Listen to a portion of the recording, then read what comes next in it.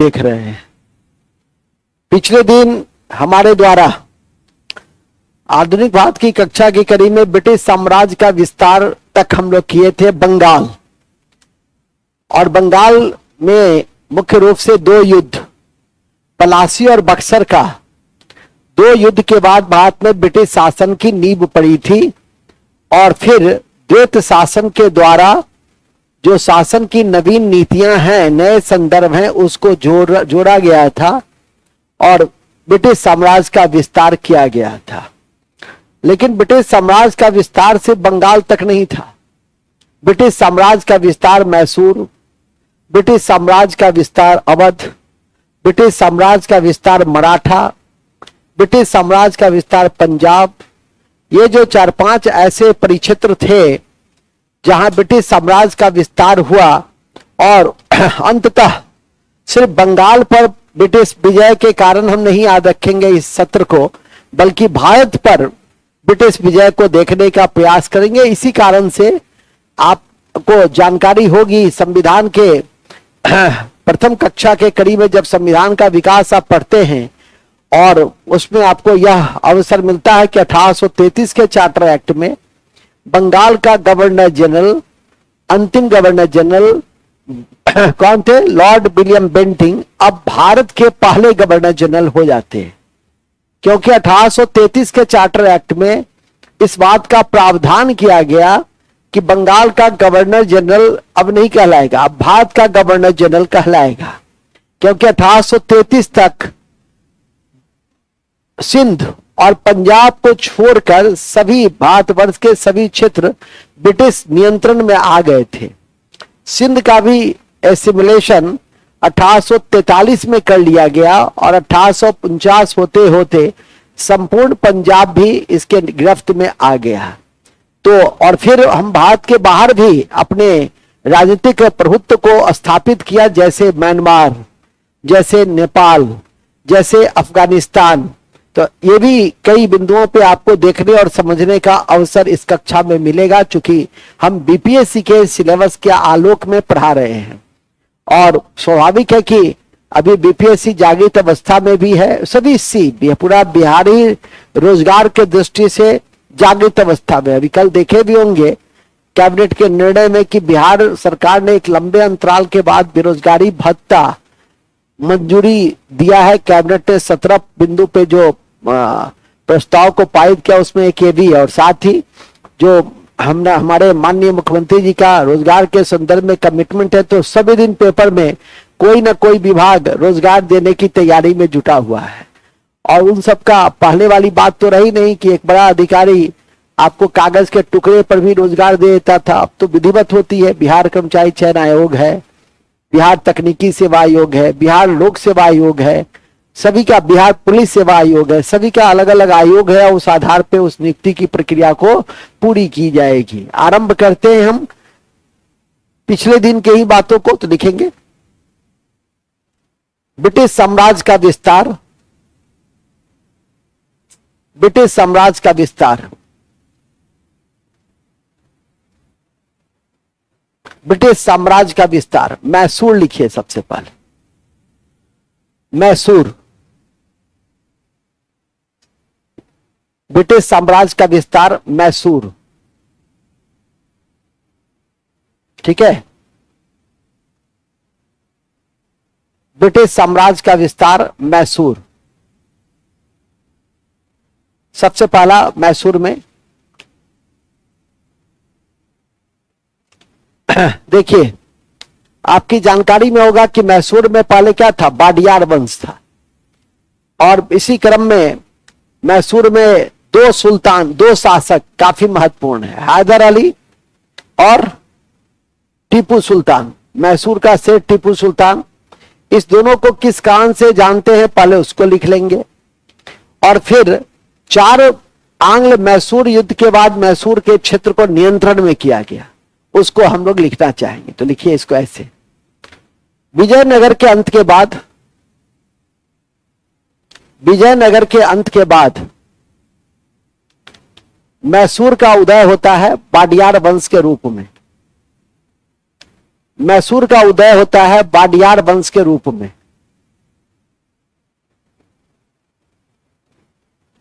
वाडियार वंश के रूप में। ठीक है, कौन वंश के रूप में? वाडियार वंश के रूप में। ये सब नहीं लिखना है। यदुराय, हालांकि उसका स्थापना यदुराय ने किया था। उसका स्थापना किसने किया था? यदुराय ने। और अंतिम शासक, अंतिम स्वतंत्र शासक कृष्णराज द्वितीय थे। लेकिन सब लिखना नहीं, अनावश्यक तनाव मत पालो। जो लिखना है वो दो शासक हैदर अली, और उसको भी छोड़ना है, टीपू को नहीं भूलना है। ठीक है कि नहीं? तो लिखिएगा, वाडियार वंश लिख लिए ना। अब लिखिए, इसी कड़ी में हैदर अली और मैसूर और टीपू सुल्तान, हैदर अली और टीपू सुल्तान, हैदर अली और टीपू सुल्तान, हैदर अली और टीपू सुल्तान, हैदर अली और टीपू सुल्तान दो महत्वपूर्ण शासक हुए। दो महत्वपूर्ण शासक हुए। ठीक है, दो महत्वपूर्ण शासक हुए। हैदर अली ने, हैदर अली को क्यों याद रखे? तो लिखेंगे हैदर अली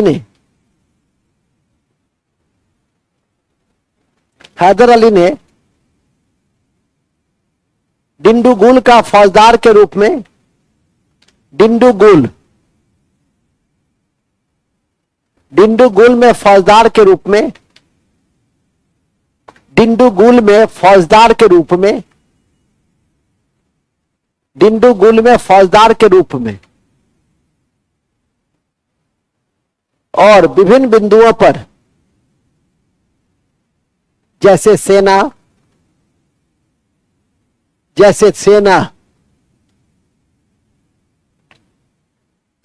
विभिन्न बिंदुओं पर जैसे सेना, अर्थव्यवस्था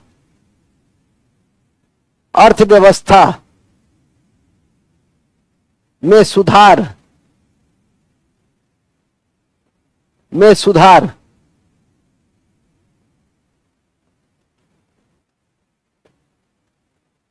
चामुंडेश्वरी देवी मंदिर के लिए दान, चामुंडेश्वरी देवी मंदिर के लिए योगदान,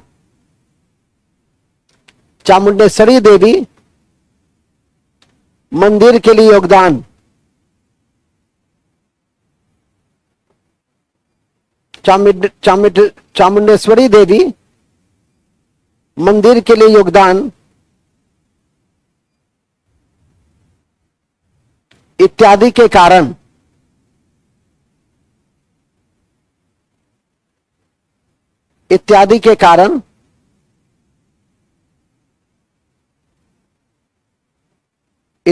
कारण याद रखा जाता है।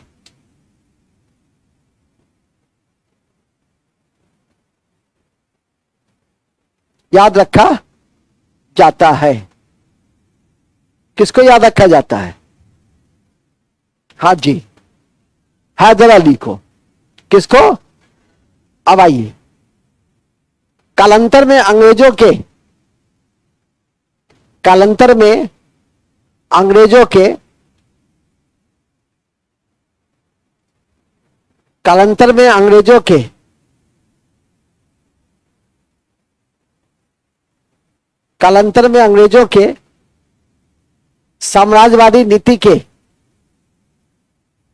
साम्राज्यवादी नीति के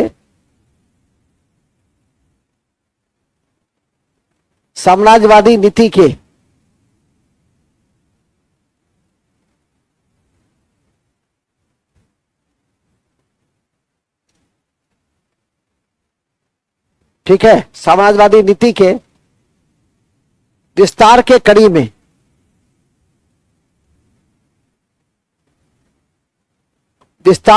में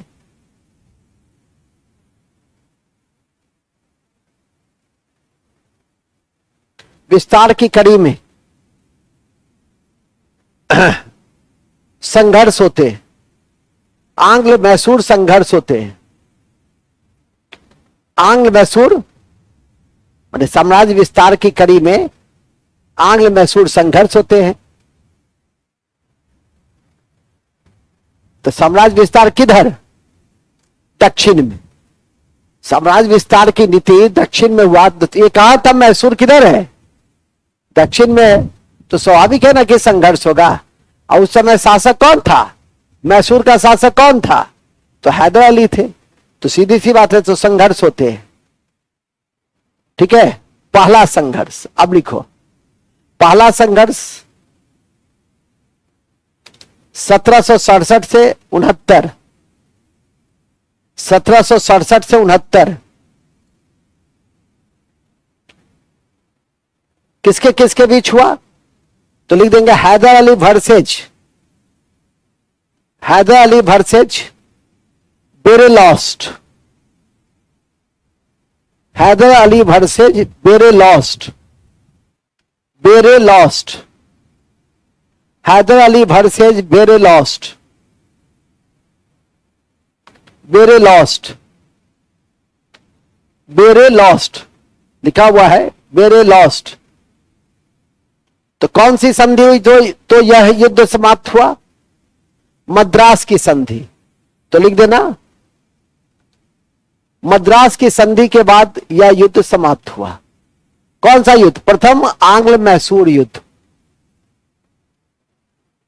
प्रथम आंग्ल मैसूर युद्ध मद्रास की संधि के द्वारा 1769 में समाप्त हुआ।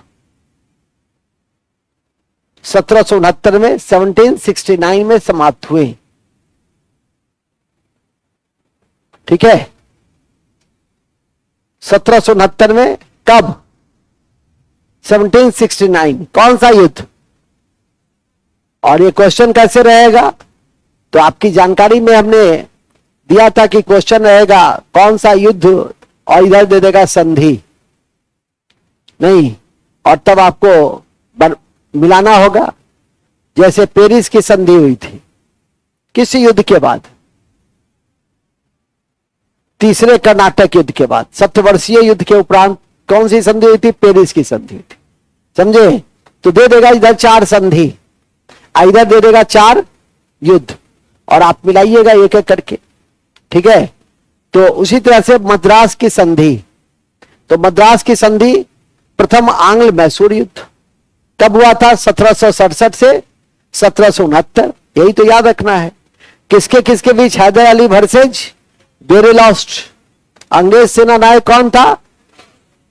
अब आइए दूसरा आंग्ल मैसूर युद्ध। तो लिखेंगे दूसरा आंग्ल मैसूर युद्ध, दूसरा आंग्ल मैसूर युद्ध 1780 से 84, 1780 से 84। दूसरा आंग्ल मैसूर युद्ध 1780 से 84, 1780 से 84।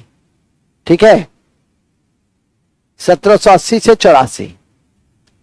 यह किसके बीच हुआ? यह हुआ 2 शासक था।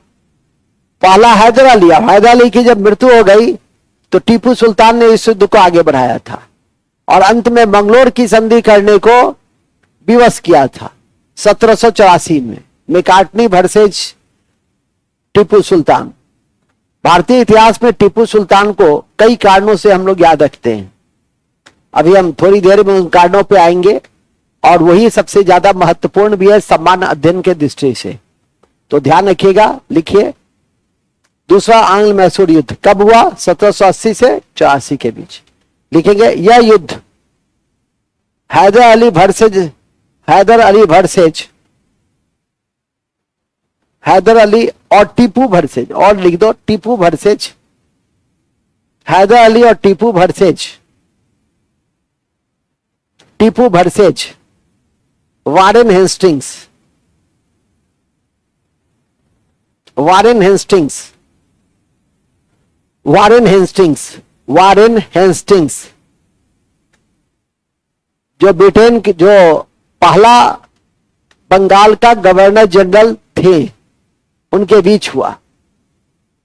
ठीक है, लिख दो ना, वारेन हेस्टिंग। हो गया, खत्म। तो लिखना क्या है, सुनना है। जब समय आएगा तो लिखा जाएगा कि बंगाल का पहला गवर्नर जनरल कौन है। बंगाल का पहला गवर्नर जनरल कौन है, तो वारेन हेस्टिंग्स। ठीक है, आपको, आपने नहीं लिखा है जिंदगी में कभी, तो ब्रैकेट में लिख लीजिए कि बंगाल के पहले जीजी थे, बंगाल के पहले जीजी थे, गवर्नर जनरल थे। चलिए, अब इस युद्ध में क्या रिजल्ट निकला, तो रिजल्ट निकला कि हैदर अली की मौत हो गई और फिर युद्ध का कमान टीपू ने संभाला। 1784 में मंगलोर की संधि मेकाटनी और टीपू के बीच हुई और इस युद्ध का समापन हुआ। जब भी 4 साल हुआ तो विभिन्न घटना चक्र है, लेकिन उस घटना चक्र को समझना नहीं है, न देखना है। ठीक है कि नहीं, हाँ, बूझ जाना है कि दूसरा आंग्ल मैसूर युद्ध 80 से 84 हैदर अली और टीपू वर्सेज अंग्रेज वारेन हेस्टिंग्स के बीच हुआ, मेकाटनी के द्वारा संधि, और फिर संधि के बाद इस युद्ध का अंत। वो संधि का क्या नाम था, मंगलोर की संधि। कब हुई थी, 1784। 1700, बस तो लिख देंगे मंगलोर की संधि 1784। मंगलोर की संधि, उसमें पॉइंट लिखते हैं ना युद्ध में, है ना, तो लिखेंगे मंगलोर की संधि, मंगलोर की संधि 1784, मंगलोर की संधि 1784, मंगलोर की संधि 1784, 1784। मेकाटनी ब्रैकेट में लिख दो, मंगलोर के ब्रैकेट में लिख दो, मेकाटनी और टीपू के बीच, मेकाटनी और टीपू के बीच, मेकाटनी और टीपू के बीच 1784। इस पर टिक लगाओ।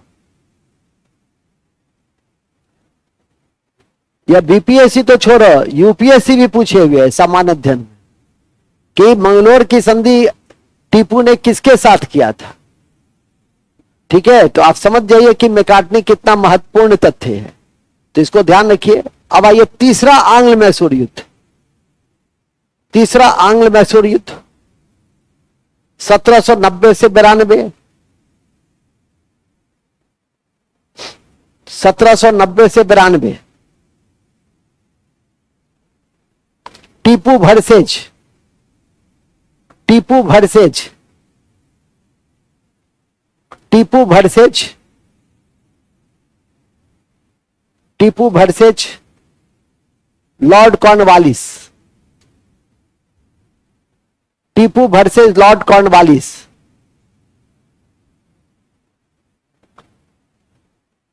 ठीक है, टीपू वर्सेज लॉर्ड कॉर्नवालिस।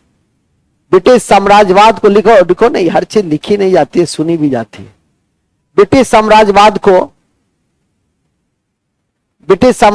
को मजबूती प्रदान करने में Warren Hastings, Lord Cornwallis, Wellesley, Bentinck Dalhousie, इन सब की महत्वपूर्ण भूमिका रही है।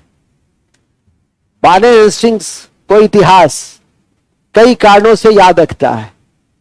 एक तो उसी के समय में आपकी जानकारी में होनी चाहिए कि भूमि सुधार की पहली नीति बनी थी, जिसको पंचसाला नीति कहते हैं। आगे जब ब्रिटिश आर्थिक नीति पढ़िएगा, इस कक्षा के बाद नीति ही होगी और नीति के बाद प्रतिक्रिया होगी, अब प्रतिक्रिया के बाद आपका स्वतंत्रता संग्राम होगा। यही तो मुख्य अध्याय है।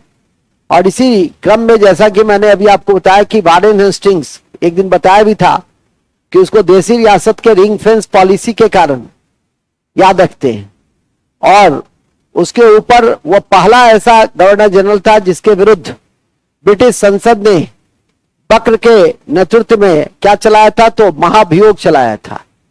और जिस मुकदमे में महाभियोग चला था वो था नंद कुमार ट्रायल, जिसमें यह कहा गया कि इसने ब्रिटिश न्यायिक संहिता का उल्लंघन किया है। ठीक है, उसकी आत्मा को मारा है। जैसे कितना बड़ा अपराध हुआ, ऐसा अपराध तो हर ब्रिटिश करता था, लेकिन फिर भी खैर वो भी आंतरिक पॉलिटिक्स में उलझा हुआ था। इसके अलावा वारेन हेस्टिंग्स को हम लोग न्यायिक जो संगठन बनना, उसमें भी वारेन हेस्टिंग्स की महत्वपूर्ण भूमिका रही, सुप्रीम कोर्ट। और आपकी जानकारी में मैं दे दूं कि उसके समय में हिंदू विधि संहिता, एक कोड ऑफ जेंटू लॉज, और मुस्लिम विधि संहिता का अंग्रेजी अनुवाद कॉलब्रुक डाइजेस्ट, इन सब का विकास किया गया। और यह भी याद रखना चाहिए, जो सबसे महत्वपूर्ण है वह है सर विलियम जोन्स, जिसने एशियाटिक सोसाइटी ऑफ बंगाल की स्थापना की थी। ये सब ऐसे तथ्य हैं कि जो वारेन हेस्टिंग्स में कभी नहीं भूलना चाहिए। कौन से तथ्य? एक ये बंगाल में कौन सा? एशियाटिक सोसाइटी ऑफ बंगाल 1784, और यही विलियम जोन्स थे जिन्होंने भगवत गीता और बोलो, सब हम ही बोल दें, हद है, ठीक है कि नहीं? भगवत गीता से लेकर और हितोपदेश, इन सब का जो है सो अनुवाद अंग्रेजी में हुआ। इसी एशियाटिक सोसाइटी की यह देन थी कि ऐसे प्राचीन काल के पुस्तक अभिज्ञान शाकुंतलम, इन सब का भी अंग्रेजी में अनुवाद किया गया था। आगे आप लोग को देखने का अवसर मिलेगा, जब शिक्षा का विकास पढ़िएगा तो भी एशियाटिक सोसाइटी ऑफ बंगाल के ऊपर हम प्रकाश डालेंगे।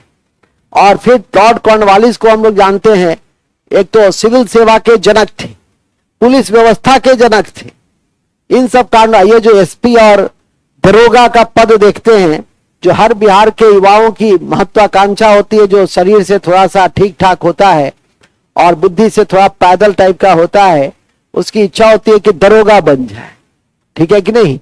हाँ, तो उसकी इच्छा होती है दरोगा बन जाए। बाद में कहता है कि सर इससे अच्छा और कोई नौकरी नहीं है, तो इससे अच्छा नौकरी है बीपीएससी वाला, ऑफिसर वाला, ठीक है कि नहीं? आदमी को कहीं भी संतुष्टि नहीं होती। वो जब बन जाता है तो उसको लगता है कि नहीं, ठीक जगह नहीं।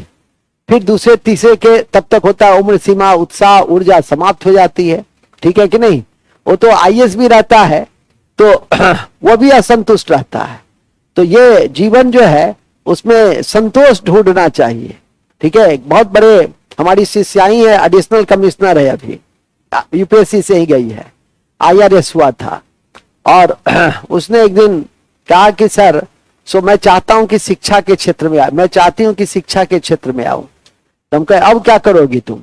शिक्षा के क्षेत्र में आके कोचिंग खोलोगी? तो कोचिंग खोल लो, ठीक है कि नहीं? एक तो शिक्षा का क्षेत्र ही बचा, प्रोफेसर बनने के लिए बीए पास हो, सिंपल, ठीक है? वो तो मेरा सक्रियता था, तुम्हारी मेहनत जो तुम वहां तक पहुंच गई, ठीक है? तो अब देखिए वहां पर भी संतुष्टि नहीं है। एडिशनल कमिश्नर है और बिहार, बंगाल और झारखंड तीनों एरिया के कस्टम और एक्साइज इत्यादि को, जीएसटी इत्यादि को देखती है। इतनी बड़ी अधिकारी है लेकिन संतुष्टि नहीं है। आईएएस को भी मैं देखता हूं, एक बार एक आईएएस अधिकारी ने कहा, जब कोई बैठक चल रही थी तो बड़ी अच्छी बात कहा कि यदि मेरे पास पावर होता, बात समझ रहे हैं? एक जिलाधिकारी यदि कहे कि मेरे पास पावर होता, तो अब जिलाधिकारी ये कह रहा है तो आप समझ जाइए कि और किसी के पास क्या है। मंत्री कहता है हमारे पास तो कुछ नहीं छे, सारा चीज तो आईएएस देखे चाहिए, सचिव, सेक्रेटरी की अपनी व्यथा है, मंत्री की अपनी व्यथा है। तब आपको समझ में आएगा कि आप जहां हैं वहां बहुत खुश हैं, सब कुछ आपके पास है, संतोषम परम सुखम। आगे बढ़ो, एक ही रील का था, कहानी खत्म हो गया, आगे लिखो, ठीक है? कल मैंने अपनी बेटी से पूछा कि बेटा, ऐसे ही पूछा, गप कर रहा था तो पूछा कि अभी 4th 5th में है, मैंने पूछा कि क्या करना चाहती हो? तो ऐसा सर्विस करना चाहती हूँ जिसमें पावर हो। हम कहेंगे छोड़िए मत, ये क्या सिखल उससे पहले बता कि ऐसा नौकरी करना चाहती हूं कि जिससे पावर हो। अभी वो जन्म के खड़ी हुई है, 10 साल की भी नहीं है ठीक से, ठीक है कि नहीं? वस्त्र भी उसकी माता जी उसको पहनाती है, और क्या ढूंढ रही है वो? पावर। समझ आए? आगे लिखो। बच्चे के मन में कहां से आया ये चीज? हम तो शोध कर रहे हैं कल से कि किसने ये बात इसको कहा, ठीक है? आगे लिखो। बड़ा खतरनाक चीज है ये पावर। हाँ, आगे लिखो। कहां थे हम लोग? हम लोग थे, अच्छा तीसरे में थे ना, कॉर्नवालिस में हम लोग थे। कॉर्नवालिस के विषय में बता रहे थे कि कॉर्नवालिस को क्यों याद रखते हैं हम लोग। तो कॉर्नवालिस को याद रखते हैं कॉर्नवालिस कोड के कारण। और ये हाँ, सिविल सेवा के जनक तो था ही, ठीक है। और सिविल सेवा को एक जमाने में स्टील फ्रेम ऑफ इंडिया कहा जाता था, ठीक है, क्योंकि उसने ब्रिटिश साम्राज्यवाद का पोषण किया था। ब्रिटिश साम्राज्यवाद को मजबूत बनाने में आईसीएस अधिकारी की बहुत बड़ी भूमिका रही। आजादी के बाद इस पद का नया नाम हो गया आईएएस। और इस आईएएस ने आज भारत के विकास, अभी देखे होंगे कि तीसरे टर्म में जब मोदी साहब बने हैं, थोड़ा सा बॉडी लैंग्वेज भी बदल गया है, ठीक है। पहले गैर कांग्रेसी सरकार है जो तीसरी बार लगातार बनी है। और अभी इटली में मेलोनी से मिल रहे थे G7 की बैठक में, आप लोग उनका लेक्चर पोक्चर देखे होंगे। बिडेन से, अमेरिका के राष्ट्राध्यक्ष बिडेन से मिले, ऋषि सुनक से, ब्रिटेन के प्रधानमंत्री ऋषि सुनक से मिले। और इटली में उन्होंने दो बड़ी महत्वपूर्ण बातें कही कि पर्यावरण संरक्षण और ऊर्जा की सुरक्षा। देखो, प्रधानमंत्री कहीं भी कोई शब्द बोले तो कमीशन के छात्र को ध्यान रखना चाहिए कि बोला क्या, ठीक है कि नहीं। ये भी क्वेश्चन पूछ सकता है कि G7 की बैठक में भारतीय प्रधानमंत्री ने किस बिंदु पर महत्व दिए। 1, 2, 3, 4, बाल श्रम सुधार, महिला सशक्तिकरण, तीसरा पर्यावरण संरक्षण, और चौथा ऊर्जा सुरक्षा। ए 1, 2 सही है, बी 2, 3 सही है, 3, 4 सही है, डी 1, 2, 3, 4 सही है। तो अभी ना हम बता दिए हैं तो 3, 4 कर रहे हैं। तो और नहीं, आप देखिएगा तो आपको लगा बाप, क्वेश्चन था सर इतना टफ दिया। कुछ टफ नहीं रहता, देखते नहीं है, पढ़ते नहीं है, समझते नहीं है, इसीलिए टफ हो जाता है। देखिएगा, कोई ऐसा नहीं ना कि आपके विलायत से कहीं से पूछ दिया है, पूछा तो यहीं से, इसी समाचार पत्र से है, इसी दिन भर की घटनाओं से है।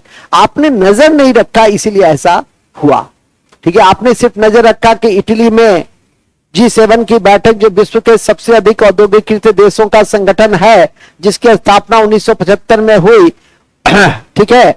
और इस बार बैठक 2024 में इटली में हुई, और कनाडा में मिलेंगे। यही ना तुम समझा कि अगली बैठक कहां होगी? कनाडा में होगी। लेकिन साथ में यह भी देखो कि भारत के प्रधानमंत्री ने शिरकत किया। यह भी देखिए, आ जाओ, वापस आ जाओ, अभी आ गए नहीं तो मार दो, एक बार बढ़िया से खींच लो।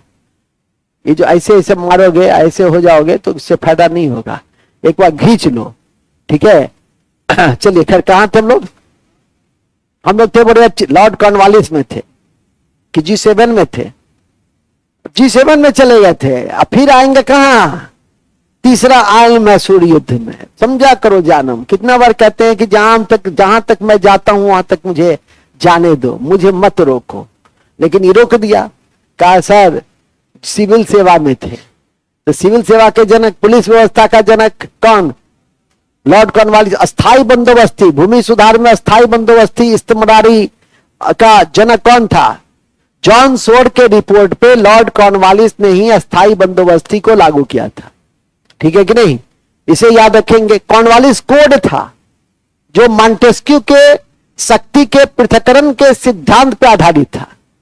मॉन्टेस्क्यू का शक्ति का पृथक्करण क्या था कि हर संस्था अलग अलग काम करेगी, विधायिका अलग काम करेगी, न्यायपालिका अलग काम करेगी, कार्यपालिका अलग काम करेगी, ठीक है। लेकिन अभी हम लोग कहां पे हैं? कॉर्नवालिस वर्सेज टीपू, तीसरा आंग्ल मैसूर युद्ध। अब आ जाइए, लौट आओ, लौट गए तुम लोग? हाँ, तीसरा आंग्ल मैसूर युद्ध, ठीक है। किसके किसके बीच हुआ? Cornwallis versus Tipu. अब लिखो परिणाम। श्रीरंगपट्टनम की संधि, श्रीरंगपट्टनम की संधि,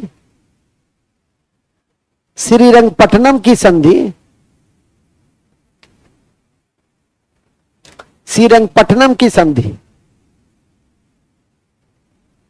श्रीरंगपट्टनम की संधि 1792, श्रीरंगपट्टनम की संधि 1792, श्रीरंगपट्टनम की संधि 1792 के द्वारा इस युद्ध का समापन हुआ, के द्वारा इस युद्ध का समापन हुआ। किस युद्ध का? इस युद्ध का। हाँ जी, इस युद्ध का समापन हुआ। ठीक है, अब आइए चतुर्थ आंग्ल मैसूर युद्ध। चतुर्थ आंग्ल मैसूर युद्ध, चतुर्थ आंग्ल मैसूर युद्ध, चतुर्थ आंग्ल मैसूर युद्ध।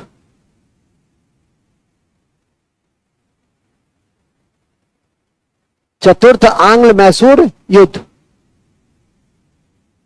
ठीक है, चतुर्थ आंग्ल मैसूर युद्ध कब हुआ था? 1799 में। तो लिखिए 1799। और 1700, अच्छा, ये जो श्रीरंगपट्टनम की संधि हुई थी उसमें एक बात ध्यान रखना सिर्फ कि टीपू ने अपने आधे राज्य अंग्रेजों को दे दिए थे। टीपू ने अपने आधे राज्य अंग्रेजों को दे दिए थे और युद्ध हर जाना निर्धारित किया था और कहा था कि जब तक तुम युद्ध हर जाना नहीं दोगे तब तक तुम्हारे पुत्र को भी ले जाएंगे। तो यह बड़ा विचित्र प्रकार का संधि था। तो सब चीज लिखा नहीं जाता है कॉपी पे, नहीं तो कॉपी बोझिल हो जाएगा, मूल बातों को समझा जाता है। तो इसको ध्यान रखिएगा कि आधे राज्य किसको देने पड़े थे? अंग्रेजों को। फिर भी संतुष्ट नहीं हुआ और श्रीरंगपट्टनम के संधि को भंग करने का आरोप लगाते हुए चतुर्थ आंग्ल मैसूर, क्योंकि असल निशाना तो मैसूर को नियंत्रण में करना था, तब चतुर्थ आंग्ल मैसूर युद्ध को छेड़ा और टीपू को श्रीरंगपट्टनम के द्वीप में पराजित किया और उसकी मृत्यु हो गई।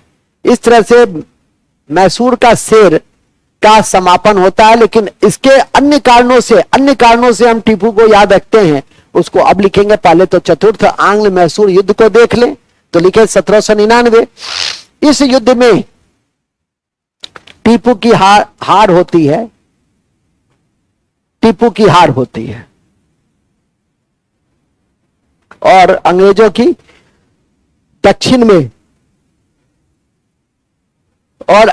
दक्षिण में प्रभुत्व स्थापित होती है। और अंग्रेजों की दक्षिण में प्रभुत्व स्थापित होती है।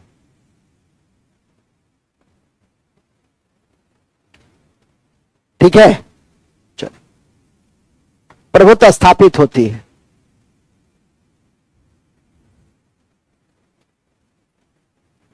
इसी के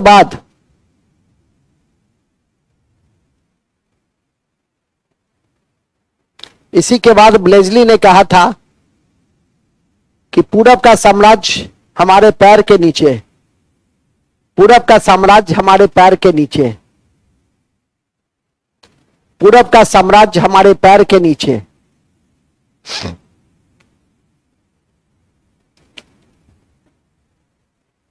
पूरब का साम्राज्य हमारे पैर के नीचे।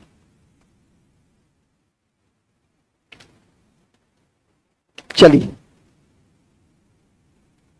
अब ब्रिटिश प्रभुत्व हो ही गया तो बात तो खत्म हो गई। लेकिन नहीं, टीपू को क्यों याद रखते हैं? इसको लिखेंगे नोट टीपू के विषय में। नोट लिखिए टीपू के विषय में। 4-5 पॉइंट को याद रखिएगा। सबसे पहला है, मैसूर का शेर टीपू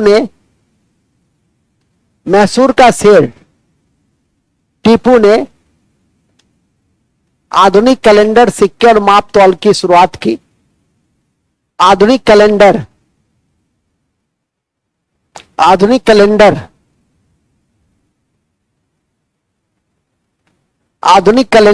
सिक्के और माप तौल की शुरुआत की। और माप तौल की शुरुआत की। दूसरा महत्वपूर्ण लिखेंगे, फ्रांस के जैकोबियन क्लब का सदस्य बना। फ्रांस के जैकोबियन क्लब का सदस्य बना। फ्रांस के जैकोबियन क्लब का सदस्य बना।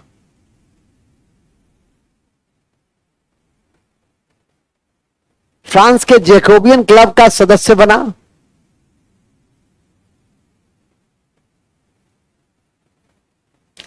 फ्रांस के जैकोबियन क्लब का सदस्य बना। ठीक है, एवं अपनी राजधानी श्रीरंगपट्टनम में, अपनी राजधानी श्रीरंगपट्टनम में, अपनी राजधानी श्रीरंगपट्टनम में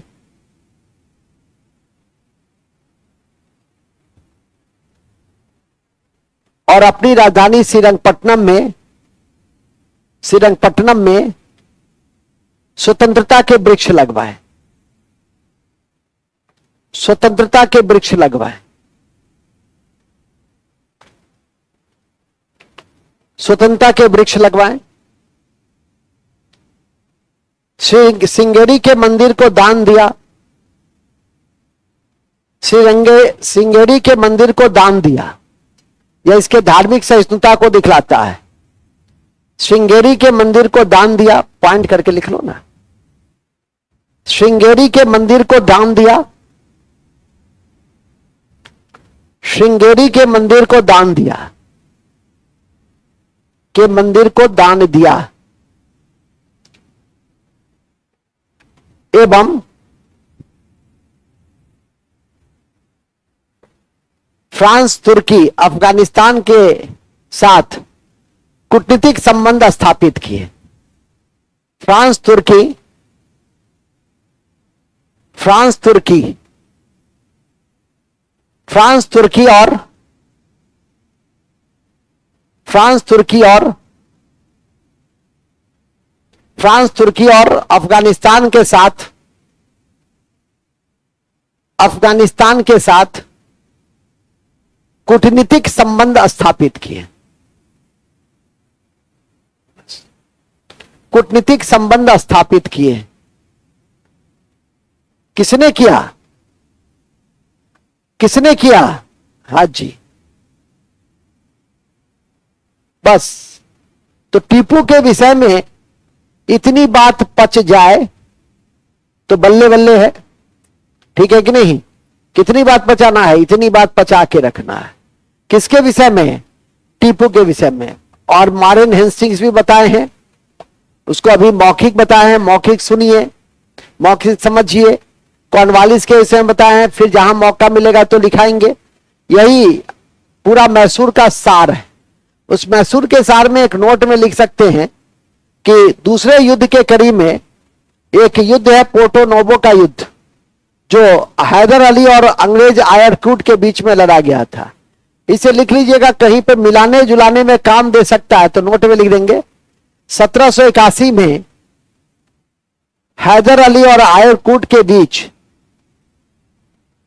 हैदर अली और आयरकूट के बीच,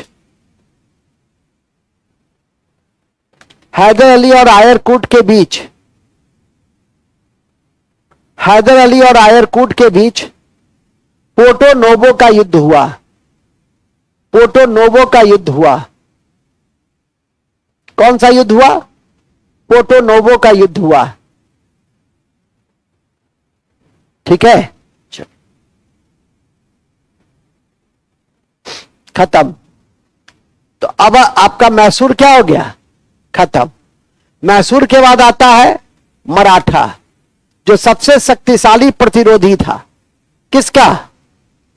अंग्रेजों का। तो लिखेंगे अब नेक्स्ट अध्याय, मराठा में ब्रिटिश शासन। मराठा में ब्रिटिश शासन।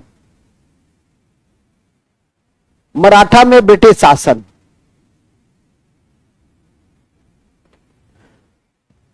मराठा में ब्रिटिश शासन। ठीक है, मैसूर तक समझ में आ गया ना कि किस कैसे और किन किन बिंदुओं पे मैसूर को याद रखना है। ठीक है कि नहीं? अब हम लोग चलते हैं मराठा में। अभी मैंने बताया कि मराठा सबसे शक्तिशाली प्रतिरोधी था। किसका? अंग्रेजों का। लेकिन उसे भी अपने कूटनीति, अपने धूर्त नीति और युद्ध नीति, इसके बल पर मराठा के क्षेत्र को अपने क्षेत्र में मिला लिया।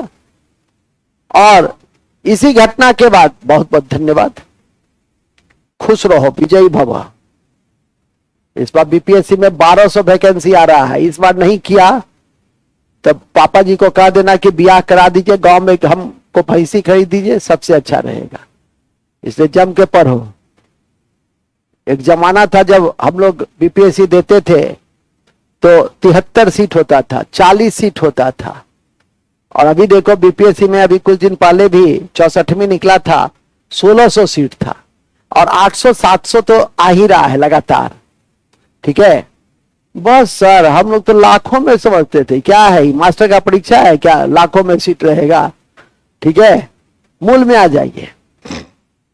तो मूल यह है पीटी दोनों चरण का समान ही है, एक जरा अंतर नहीं है। अब मुख्य परीक्षा में उसमें लिखना होता है, ठीक है, तो उतना आसान नहीं है।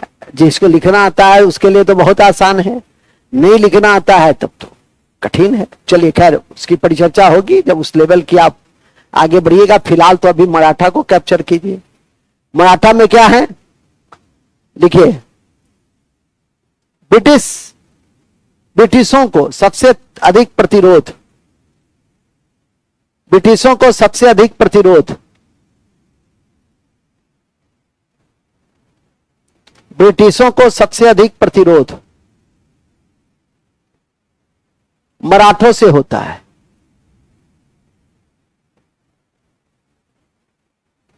सबसे अधिक प्रतिरोध मराठों से होता है। ब्रिटिशों का सबसे अधिक प्रतिरोध मराठों से होता है, क्योंकि मराठा 18वीं सदी के सबसे शक्तिशाली शक्ति थी। मराठा 18वीं सदी के सबसे शक्तिशाली विरोधी था, सबसे शक्तिशाली विरोधी था।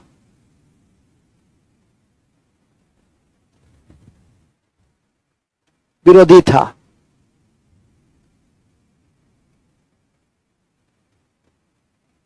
इस मराठा साम्राज्य के संस्थापक, उल्लेखनीय है कि पहले पढ़े हैं ना, मराठा साम्राज्य के संस्थापक शिवाजी थे। मराठा साम्राज्य के संस्थापक शिवाजी थे। मराठा साम्राज्य के संस्थापक शिवाजी थे।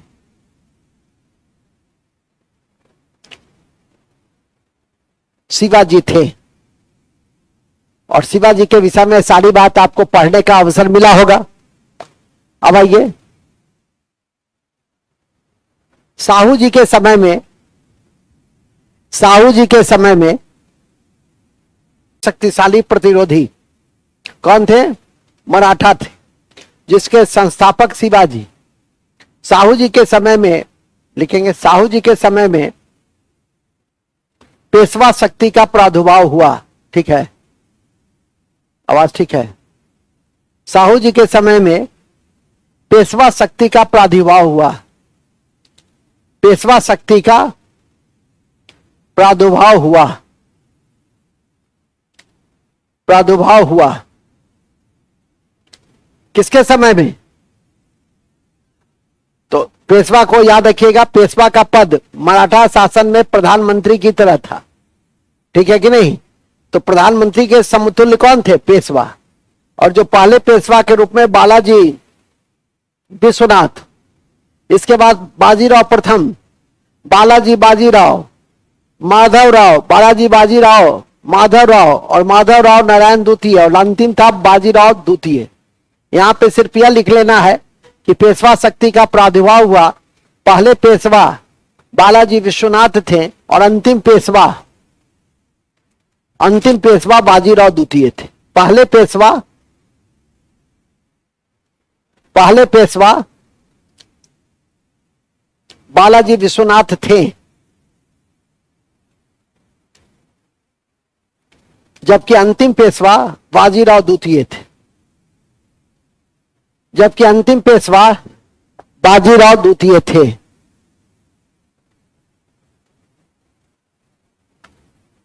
बाजीराव द्वितीय थे। कौन थे? बाजीराव द्वितीय थे। चलिए, पहले भाग में हम पढ़ रहे हैं कि मराठा में ब्रिटिश शासन की स्थापना। तो पहले तो स्थापना करा दे, तब न पेशवा के विषय में जानिएगा। और पेशवा के विषय में यह बता दिए हैं कि पेशवा में बालाजी विश्वनाथ और अंतिम बाजीराव द्वितीय। इस दोनों को पहले याद करके रखिए, फिर बीच के सभी पेशवाओं के मुख्य बिंदु को ध्यान में करके रखना है। अब आइए पैराग्राफ चेंज कीजिए। मराठा और अंग्रेजों के बीच अपने प्रभुसत्ता को लेकर 3 युद्ध हुए। मराठा और अंग्रेजों के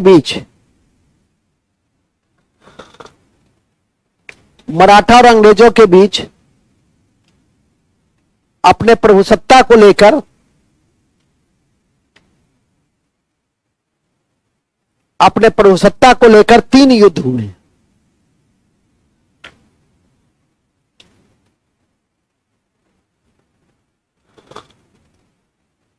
तीन युद्ध हुए। पहला है 1775 से 82 के बीच। 1775 से 82 के बीच, ठीक है। पेशवा माधवराव द्वितीय वर्सेज वारेन हेस्टिंग्स। लिखिए, पेशवा माधवराव द्वितीय वर्सेज वारेन हेस्टिंग्स, ठीक है। पेशवा माधवराव द्वितीय वर्सेज या मराठा वर्सेज वारेन हेस्टिंग्स। देखिए, यह जो युद्ध है, इस युद्ध के बीच में 3 संधि हुई। कारण तो था, इस युद्ध का जो मूल कारण था वो पेशवा के पद को लेकर मतभेद था। पेशवा में कई ऐसी व्यक्ति थे जो अपने अंतर्निहित स्वार्थ के लिए वो अंग्रेजों के साथ अच्छे संपर्क बनाए हुए थे।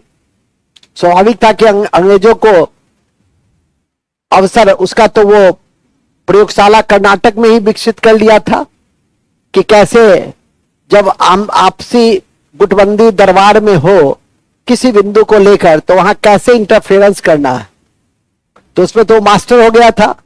यहां भी यही स्थिति थी। विभिन्न गुट और पेशवा के पद को हथियाना चाहता था। दूसरा कि कारण था, मराठा का जो क्षेत्र था वो कपास के लिए बहुत उपयोगी क्षेत्र था। कपास मतलब मराठा, आज भी महाराष्ट्र कपास के लिए जाना जाता है नहीं, क्योंकि वहां काली मिट्टी है, रेगुड़ सॉइल है, और कपास से सूती वस्त्र, और सूती वस्त्र के क्षेत्र में अंग्रेज का ऐसे भी वाणिज्यिक एकाधिकार था। तो यह भी एक इंटरेस्ट था, और इसी इंटरेस्ट को फुलफिल करने के लिए उसने अपना इंटरफेरेंस किया। कहा? मराठा के क्षेत्र में अवसर अनुकूल था। भिन्न भिन्न बिंदुओं पर उसने संधि किया। देखो, 1775 में पहले सूरत की संधि हुई।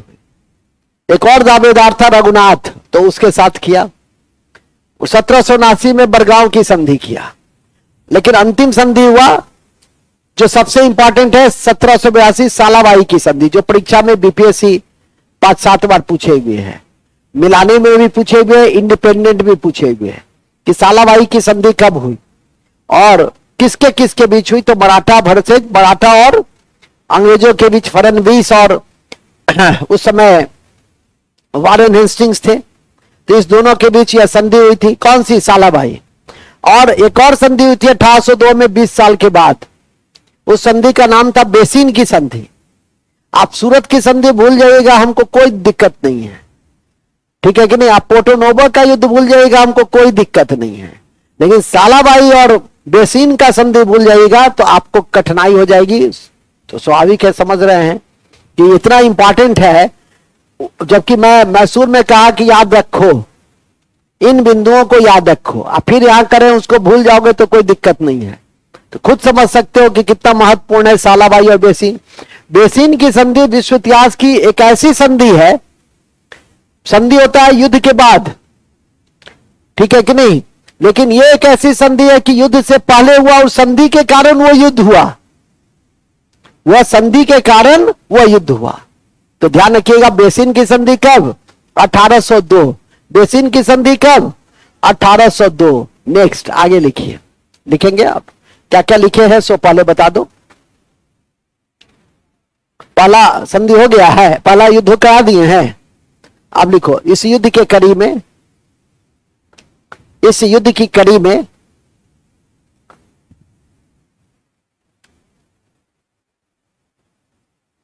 1782 में सालाबाई की संधि हुई।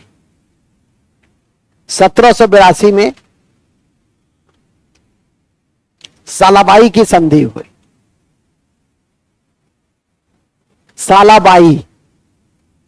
सालाबाई की संधि हुई। अंग्रेज और बने वारेन हेस्टिंग्स और फडणवीस के बीच, वारेन हेस्टिंग्स और फडणवीस के बीच। चलिए ओके, तो पहला आंग्ल मैसूर युद्ध, आंग्ल मराठा युद्ध समाप्त हो गया। कारण लिखिए लिए पेशवा के पद को लेकर मतभेद था और अंग्रेजों का अपना आर्थिक दृष्टिकोण भी था, विशेषकर कपास को लेकर। लिखने से ज्यादा समझना है, लिखने से ज्यादा क्या है, समझना है। इस कारण से यह युद्ध हुआ था। अब आइए दूसरा आंग्ल मराठा युद्ध, तो लिखे दूसरा आंग्ल मराठा युद्ध 1803 से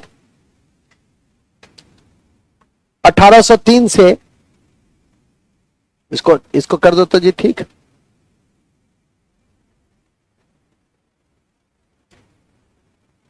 1803 से 1805, 1803 से 1805, 1803 से 1805, 1803 से 1805 किसके किसके बीच हुआ और क्यों हुआ? तो लिखेंगे यह युद्ध बेसिन की संधि 1802 के पृष्ठभूमि में हुई। बेसिन की संधि 1802 के पृष्ठभूमि में हुई। 1802 के पृष्ठभूमि में हुई।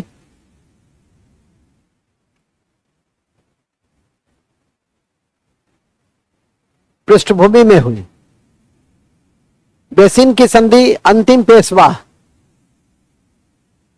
बेसिन की संधि अंतिम पेशवा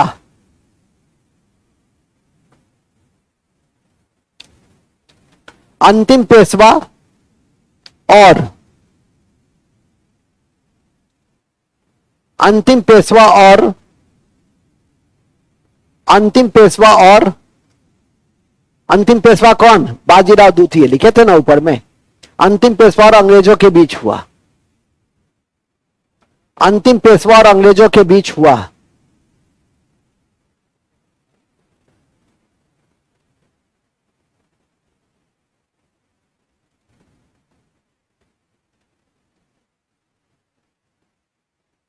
ठीक है, अंतिम पेशवा और किसके बीच हुआ? किसके बीच हुआ? नेक्स्ट,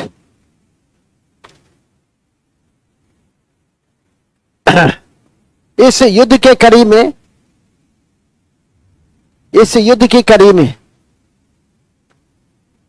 अंग्रेजों ने भोसले के साथ देवगांव की संधि किया। इस युद्ध की कड़ी में 1803 में,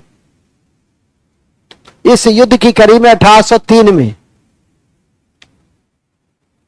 भोसले के साथ अंग्रेजों ने, भोसले के साथ अंग्रेजों ने, भोसले के साथ अंग्रेजों ने देवगांव की संधि किया।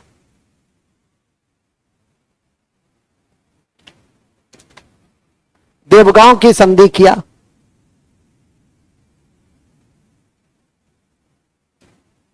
देवगांव की संधि किया। 1803 में ही सिंधिया के साथ, 1803 में ही सिंधिया के साथ, 1803 में ही सिंधिया के साथ, 1803 में ही सिंधिया के साथ सुरजी अर्जन गांव की संधि किया। सुरजी अर्जन गांव की संधि किया। सुरजी अर्जन गांव की संधि किया।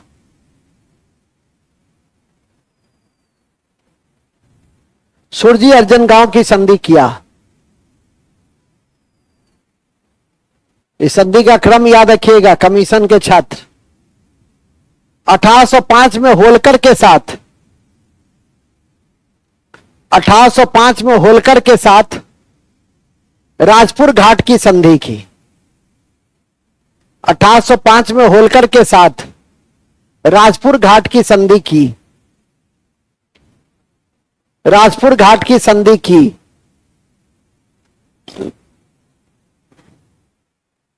तो कौन कौन संधि था? देवगांव, सुरजी अर्जुन सुरजी अर्जुन गांव, सुरजी अर्जुन गांव। और तीसरा था राजपुर घाट की संधि। पहला, दूसरा, तीसरा। अब बेसिन की संधि 1802। ये 4 संधि दे देगा और कहेगा क्रम के अनुसार सजाइए, काल क्रम में, बढ़ते हुए क्रम में सजाइए। सजा लीजिएगा ना। तो पहले कौन सा संधि होगा? बेसिन। कब? सालाबाई कब हुआ? 1700। कौन सी संधि? सालाबाई। बेसिन।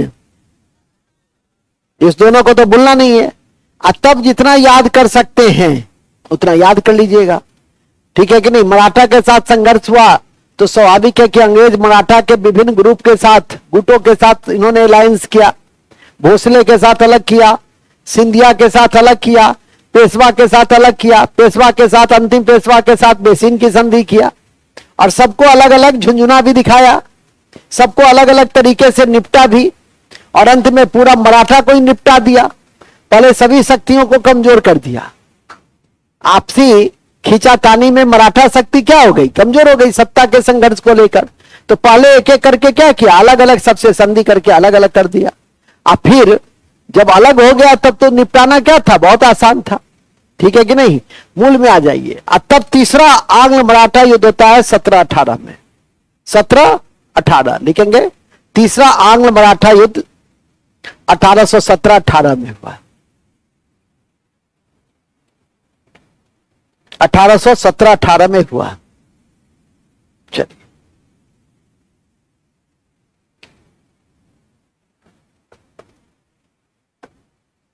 इसी युद्ध के बाद अंतिम पेशवा को किर्की के युद्ध में पराजित कर दिया गया। किर्की के युद्ध में अंतिम पेशवा को किर्की के युद्ध में पराजित कर दिया गया। किर्की के युद्ध में पराजित कर दिया गया।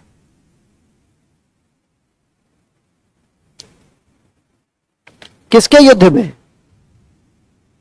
किर्की के युद्ध में पराजित कर दिया गया। और संपूर्ण मराठा क्षेत्र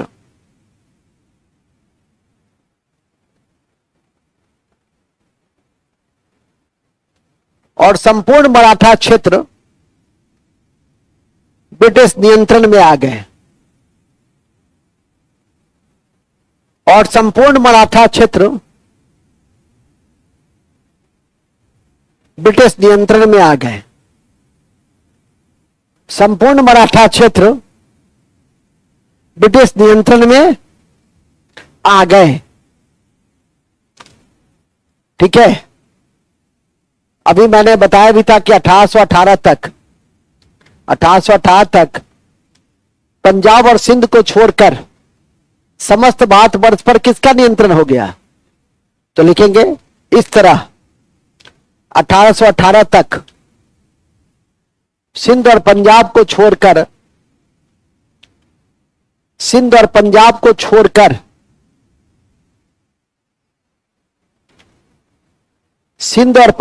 छोड़कर समस्त भारतवर्ष ब्रिटिश नियंत्रण में आ गए। समस्त भारतवर्ष ब्रिटिश नियंत्रण में आ गए। समस्त भारतवर्ष ब्रिटिश नियंत्रण में आ गए, ब्रिटिश नियंत्रण में आ गए। समस्त भारतवर्ष किसके नियंत्रण में आ गए? ब्रिटिश नियंत्रण में आ गए। ठीक है, चलिए, तो ये एक महत्वपूर्ण बिंदु था जिसको याद करके रखना था। अब इसी कड़ी में अभी मैंने आपसे बताया था कि पेशवा को थोड़ा सा जान लेना है। ठीक है, कि क्या क्या काम किया पेशवा, सब पेशवा में कौन से बिंदु को याद रखें। इस बिंदु को कहां पढ़ेंगे हम लोग? इसी जगह ना पढ़ेंगे तो लिखेंगे मराठा भाग 2 पेशवा, मराठा भाग 2 पेशवा, पेशवा, मराठा भाग 2 पेशवा,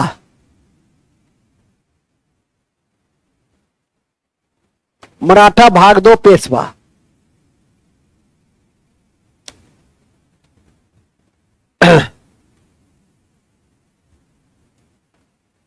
अब लिखेंगे शिवाजी के शासनकाल में, शिवाजी के शासनकाल में,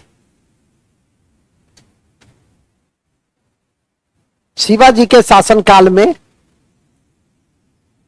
पेशवा का पद सबसे महत्वपूर्ण था।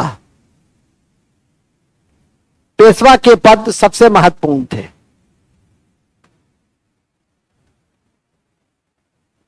सबसे महत्वपूर्ण थे, पेशवा का पद सबसे महत्वपूर्ण था। लेकिन पेशवा की शक्ति में उत्थान, लेकिन पेशवा की शक्ति में उत्थान, पेशवा की शक्ति में उत्थान साहू जी के समय में हुआ। साहू जी के समय में हुआ पेशवा की शक्ति में उत्थान साहू जी के शक्ति में, साहू जी के काल में हुआ। साहू जी के काल में हुआ कब? जब ताराबाई के साथ साहू का युद्ध चल रहा था। उस समय पेशवा के बुद्धिमत्ता के कारण ही साहू की जीत होती है, और कालांतर में जब साहू गद्दी पे बैठता है तो उस शक्ति का उपयोग, जैसे राष्ट्रपति या प्रधानमंत्री है तो राष्ट्रपति के पास क्या है? सारी शक्ति राष्ट्रपति में है, लेकिन उसका व्यवहारिक उपयोग कौन करता है? प्रधानमंत्री। तो सारी शक्ति किसमें थी? साहू में थी, लेकिन उसका उपयोग कौन करता था? पेशवा। अब प्रथम पेशवा कौन? बालाजी विश्वनाथ। अभी लिखे थे ना, इसलिए ना टेलर दिखा दिए थे कि प्रथम पेशवा बालाजी विश्वनाथ, अंतिम पेशवा बाजीराव द्वितीय। इस दोनों को सबसे पहले आपको याद करके रखना चाहिए। अब आइए कि पेशवा की शक्ति का उत्थान हो गया किसके समय में? साहू के समय में। यह भी क्वेश्चन बन सकता है, ठीक है कि नहीं, कि साहू के समय में, किसके समय में पेशवा की शक्ति का उत्थान हुआ? तो साहू के समय में हुआ। दे देगा राजा राम, ताराबाई, शिवाजी, 4 नाम दे देगा, लेकिन इसे किस पे टिक लगाइएगा? साहू के नाम पे आपको टिक लगाना है। अब आइए, पहला पेशवा बालाजी विश्वनाथ। पहला पेशवा लिखिए बालाजी विश्वनाथ, 1713 से 1720 तक। 1713 से 1720 तक।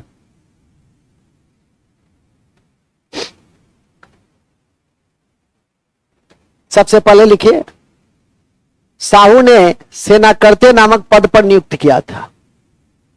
साहू ने इसे, पहला पॉइंट, साहू ने इसे सेनाकर्ते के पद पर नियुक्त किया था। साहू ने इसे,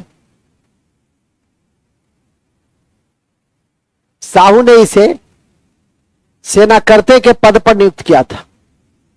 सेनाकर्ते के पद पर नियुक्त किया था। सेनाकर्ते के पद पर नियुक्त किया था। दूसरा, इनकी सबसे बड़ी उपलब्धि थी कि मराठा वर्सेज मुगलों के बीच में क्या किया? समझौता करा दिया। यह सबसे बड़ी उपलब्धि थी। तो लिखेंगे इनकी सबसे बड़ी उपलब्धि मुगल और मराठा के बीच समझौता कराना था।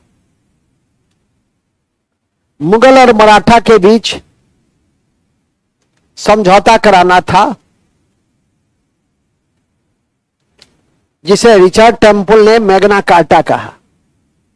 इस समझौता को मैग्ना कार्टा कहा।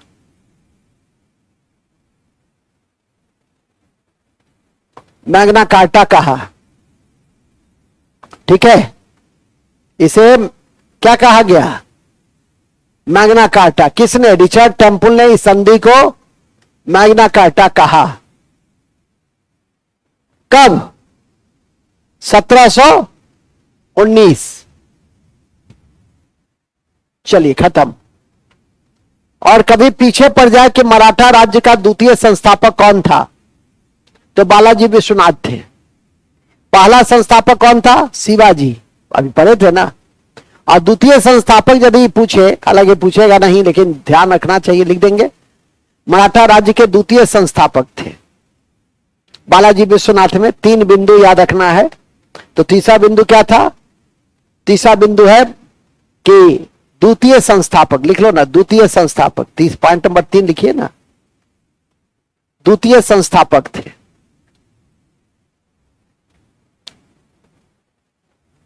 द्वितीय संस्थापक थे। कौन से संस्थापक? दूसरे। चलिए अब आगे आ जाइए। दूसरा पेशवा कौन था बालाजी विश्वनाथ के बाद? दूसरा पेशवा बाजीराव प्रथम। उनको क्यों याद रखते हैं? तो लिखेंगे पहला है गुरिल्ला युद्ध। गुरिल्ला युद्ध का विस्तार किया। गुरिल्ला युद्ध, गुरिल्ला छुप करके वार किया जाता है। गुरिल्ला युद्ध का विस्तार किया, विस्तार किया। और उसका साम्राज्य, और उसका साम्राज्य का पताका, और उसके साम्राज्य का पताका,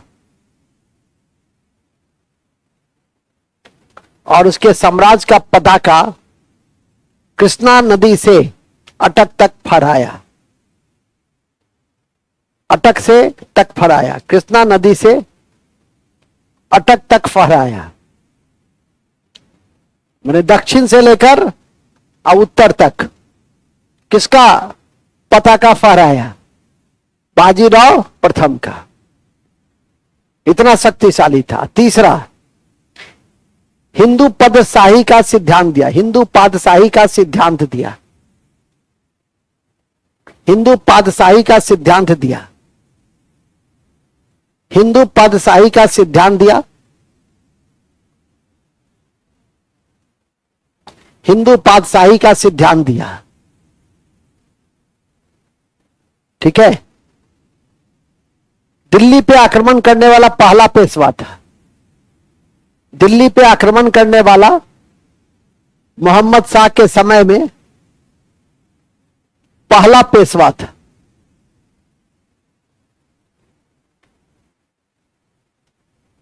पहला पेशवा था, ठीक है।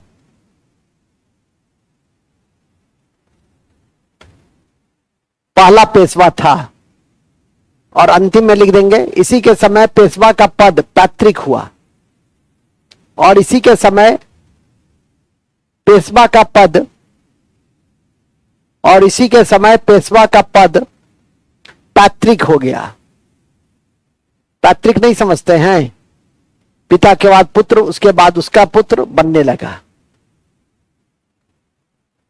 इसमें सबसे इंपॉर्टेंट है जो पूछा जाएगा वह है कृष्णा, दिल्ली पे आक्रमण करने वाला पहला पेशवा कौन था, या हिंदू पातशाही का सिद्धांत देने वाला पहला पेशवा कौन था। हालांकि किंवदंतियों के अनुसार इसकी प्रेम कथा है। एक सिनेमा भी आई थी, कौन सा? हाँ, तो बोलने में क्या शर्म आती है। बाजीराव मस्तानी, ठीक है। मस्तानी एक नृत्यांगना थी। गूगल में जाकर के, गूगल में नहीं, यूट्यूब पे जाकर के उसके कुछ डायलॉग्स को भी सुन लेना, ठीक है कि नहीं। किसका? मस्तानी फिल्म का डायलॉग का। मस्तानी फिल्म नहीं था, बाजीराव मस्तानी था। खैर मूल में आ जाओ। उसमें बाजीराव बना है कौन? रणवीर सिंह। हाँ, कितना क्लियर कट कंसेप्शन है। हमको याद आ रहा था रणवीर कपूर। आई लोग को इसमें कहीं कोई कंफ्यूजन नहीं रहता है। आज एक महाबोका लड़का से मैंने पूछा कि बताओ जी T20 की क्या स्थिति है, तो फटाफट बोलने लगा, जो कि विगत 1 साल से पढ़ रहा है, एक क्वेश्चन का भी जवाब देता, ठीक है कि नहीं। लेकिन जब मैंने पूछा कि बताओ जी T20 की क्या स्थिति है, तो कहता है सर पाकिस्तान मुकाबले से बाहर हो गया है, भारत सुपर 8 में पहुंच गया है, और आज भारत का मुकाबला कनाडा के साथ हो गया है, ठीक है कि नहीं। सारा चीज। और ये भी बताया कि इंग्लैंड ने 14 गेंदों पर ओमान पर विजय दर्ज की, जबकि ऑस्ट्रेलिया ने 34 गेंदों पर नामयाब के। इसका मतलब ये बुर्बक नहीं है, इसका दिमाग कमजोर नहीं है, जो एक घटना का सविस्तार वर्णन कर सकता है। इसका मतलब है कि इंटरेस्ट नहीं रखता है पढ़ाई में। पढ़ाई में इंटरेस्ट रखेगा तो उतना गैर महत्वपूर्ण बातें जो हमको नहीं याद है, हालांकि वो एक बार बोला तो हमको याद हो गया, ठीक है कि नहीं। और ये मेरे साथ एक खासियत है कि हम कोई भी बात सुन लेते हैं तो लंबे काल तक मुझे याद रहता है। इसलिए मेरे पास कोई बातें बजरंगी मत कहा करो, क्योंकि बुढ़ापा में भी मिलोगे तो कहेंगे कि देखो तारीख तो मुझे याद नहीं आ रहा है, लेकिन 2024 की दोपहर के समय कक्षा चल रही थी और तुमने मुझसे ये बातें कहा था, तो समझ जाओ तब तक तुम भुला चुके होगे। मूल में आ जाइए। कहां थे हम लोग? हम लोग बड़े अच्छे जगह थे। बाजीराव प्रथम में थे, मस्तानी के साथ इसके, लेकिन लिखाएंगे नहीं, बता दिए, ठीक है, ध्यान रखना। इसके अलावा तीसरा आता है, तो पहला क्या था? बालाजी विश्वनाथ। दूसरा कौन था? और तीसरा था बालाजी बाजीराव। चल सबका पहला अक्षर निकाल लो, लिखो बालाजी बाजीराव। बालाजी बाजीराव, बालाजी बाजीराव। इसने सेना में गैर मराठों को भर्ती किया। पहला, इसने सेना में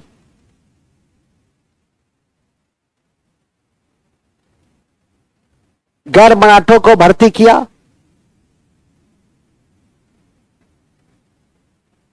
गैर मराठों को भर्ती किया और संगोला की संधि 1750 के आलोक में, और संगोला की शक्ति, संगोला की शक्ति, यह याद रखना, संगोला की संधि, संगोला की संधि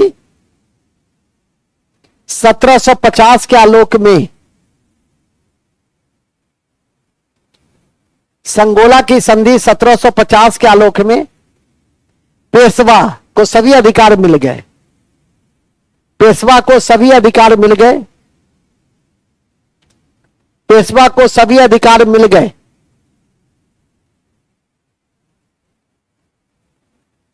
पेशवा को सभी अधिकार मिल गए, ठीक है। और अपनी राजधानी, अपना मुख्यालय पूना ट्रांसफर किया। और पेशवा ने अपना मुख्यालय, पेशवा ने अपना मुख्यालय, पेशवा ने अपना मुख्यालय पूना ट्रांसफर किया। पूना, जिसको भारत का आज सांस्कृतिक राजधानी कहते हैं, कल्चरल कैपिटल कहते हैं, बस। लेकिन ये जो बालाजी बाजीराव थे, ये वर्दी फादर ऑफ वर्दी सन नहीं थे। ये बाजीराव प्रथम की तरह योग्य पिता के योग्य पुत्र नहीं थे। इसीलिए विभिन्न युद्धों में, विशेषकर सबसे इसके समय में, क्योंकि इसका शासन काल था 1740 से 1761 तक। याद करवा दे कि इसी के समय में पानीपत की तीसरी लड़ाई हुई थी। और पानीपत की तीसरी लड़ाई किसके किसके साथ हुई थी? अहमद शाह अब्दाली और मराठा के बीच में। और इस युद्ध में मराठा की पराजय हुई, जो परीक्षा के महत्वपूर्ण बिंदु में तो लिखेंगे। इसी के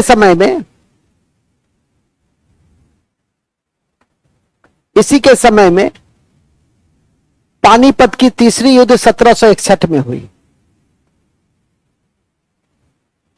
पानीपत का तीसरा युद्ध 1761 में हुआ। यह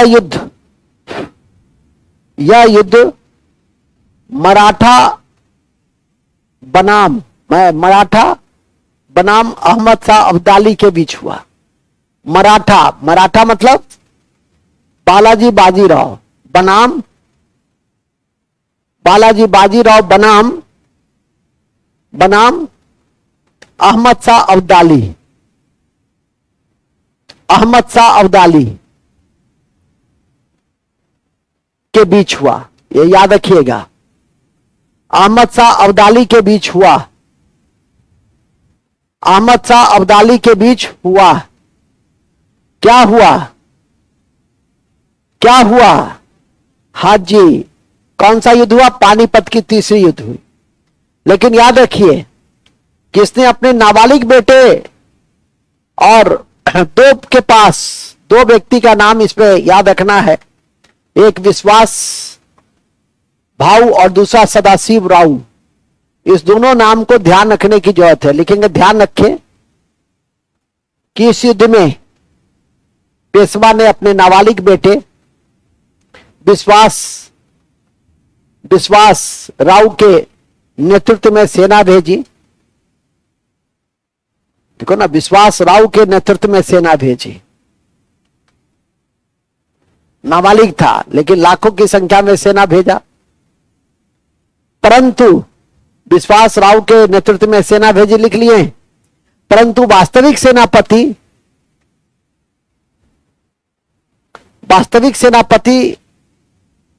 सदाशिव भाऊ थे। राव भाऊ के चक्कर में मत पड़ना। एक विश्वास था, दूसरा सदाशिव था। सदाशिव भाऊ और विश्वास राव सदाशिव भाऊ। वास्तविक सेनापति कौन थे? सदाशिव भाऊ। राव भाऊ के चक्कर में मैंने पहले ही कहा नहीं पढ़ना है। पहला था जिसके नेतृत्व में सेना भेजी, विश्वास राव, नाबालिग बेटा था। और वास्तविक सेनापति था उसका चचेरा भाई सदाशिव भाऊ। हार गया। अहमद शाह अब्दाली का उद्देश्य था बाद में धन लूटना, क्योंकि नादिर शाह के करनाल युद्ध से बड़ा प्रभावित था। याद होगा कि नादिर शाह ने भारत पे आक्रमण किया था, दिल्ली पर। और इस युद्ध को इतिहास में किस नाम से जानते हैं? करनाल का युद्ध। बताए थे हम उत्तरवर्ती मुगल बादशाह में कि जब 1739 में उस समय भारत का बादशाह कौन था? शाहजहां। कौन है जी? मोहम्मद शाह रंगीला। ठीक है कि नहीं? और करनाल का युद्ध हुआ था दिल्ली पर 1739 में। हर संभव स्थिति में इसलिए न कहते हैं पिछला कॉपी पढ़ के आओ। जो चीज हो गया हम पूछना चाहते भी नहीं, अपना मूड खराब करना नहीं चाहते हैं। नहीं पढ़ोगे तो समझते ही हो, पढ़ोगे तो बड़ी से बड़ी परीक्षा पास कर जाओगे, नहीं पढ़ोगे तो क्या ये एक मास्टर क्या कर लेगा? डेंगाने के थोड़ा सा डांट डपट के अलावा उससे क्या फायदा है? अपने तरफ से जब तक इंट्यूशन नहीं हुआ कि मुझे पढ़ना है, मुझे आगे बढ़ना है, तब तक कोई कुछ नहीं कर सकता। वो तो सीधी सी बात है। एक ही मास्टर सबको पढ़ाता है और उसमें कुछ को सफलता मिलती है और कुछ को नहीं मिलती है। मतलब जिसको नहीं मिली वो ठीक से काम नहीं किया, सीधी सी बात है। ठीक से मेहनत नहीं किया। मास्टर तो वही है नहीं, एक ही सूरज है और सबको रोशनी देती है। तुम खिड़की बंद रखोगे तो बीमार पड़ जाओगे, क्योंकि जो सूरज की ऊर्जा है वो माइक्रो ऑर्गेनिज्म को नष्ट करता है। तो हमेशा खिड़की खोल के रखो। आशा है समझ गए होगे। लिखो आगे। ठीक है। अभी सब जैसे टहल के कभी आ जाती है कभी चली जाती है, तो क्या आशा करेंगे हम? ठीक है कि नहीं? रेगुलर जो रहेगा, ये बच्ची रेगुलर रहती है, ये बच्ची रेगुलर रहती है। तो रेगुलर रहने वाला आगे बढ़ेगा। अब और भी है, तुम भी हो श्वेता, हम देख रहे हैं ऐसे ऐसे दिखा रही, सर हमारे विषय कह दीजिए, गजब हाल है। बहुत लोग रेगुलर है, अब बहुत लोग रेगुलर नहीं रहते हैं, तो उसका तो प्रभाव पड़ता ही है, ठीक है कि नहीं। आप भी रेगुलर रहते, हम समझ, उदास मत हो जाओ। हाँ, तो समझ में आ गई कि नहीं आ गई कि सदाशिव भाऊ अविश्वास राव। इसके इसी क्रम में यह मराठा का युद्ध में क्या हुआ, इस पानीपत के तीसरे युद्ध में क्या हुआ, मराठा की हार हो गई। तो लिखेंगे, वो लिख लिए ना, सदाशिव भाऊ, सब लिख ले। वास्तविक सेनापति सदाशिव भाऊ थे। अंततः मराठा की पराजय हुई, मराठा की पराजय हुई।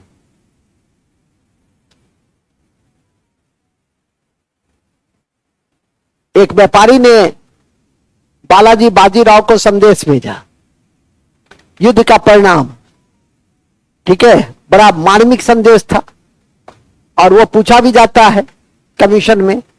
वो संदेश था, 2 मोती विलीन हो गए, 22 सोने की मोहरें लुप्त हो गई, चांदी और तांबे की तो पूरी गणना ही नहीं की जा सकती है। इसका मतलब यह था कि मराठा युद्ध हार गया, मराठा युद्ध हार गया। पहले तो मोबाइल था नहीं कि साहब युद्ध हार गए हैं, ऐसा तो नहीं था। कूट भाषा में संदेश भेजा जाता था किसी किसी के माध्यम से कि जाओ कबूतर जा, ठीक है, कबूतर जा, आप मेरे जो है चाहने वाले वहां तक इसको पहुंचा दे। यही होता था एंशिएंट टाइम में। क्या होता था, कबूतर को भेज, आज जाता है ईमेल, आज जाता है व्हाट्सएप, ठीक है कि नहीं। आजकल विभिन्न तरह का व्हाट्सएप का संदेश सब है, और तुम लोग से बेहतर कौन जानता है कि मेरा बाबू ने खाना खाया, बजरंगी अधिक बेहतर समझ रहा है। आई बाबू कैसा है तो हम ही जान रहे हैं, कितना बड़ा लुच्चा है। लिखो आगे, कहां थे हम लोग अरे सब चीज समझा देते हैं, नया जमाना का बच्चा सब है, ये सब पूछता है कि मास्टर साहब को कुछ नहीं समझ में आता है। अब मास्टर साहब तो कहीं बैठ जाएंगे तो सारा दृश्य उनको अपने आप क्लियर होने लगता है, सारा दृश्य। आगे लिखिए, कहां थे हम लोग, लिख लिए ना। लिखेंगे, इस युद्ध के कड़ी में, इस युद्ध की कड़ी में एक व्यापारी ने पेशवा को संदेश भेजा, एक व्यापारी ने पेशवा को संदेश भेजा, एक व्यापारी ने पेशवा को संदेश भेजा कि 2 मोती विलीन हो गए, 2 मोती विलीन हो गए, एवं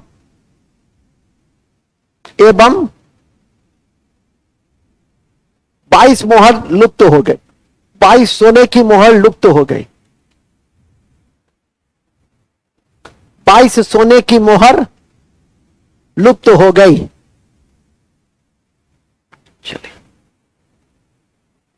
चलिए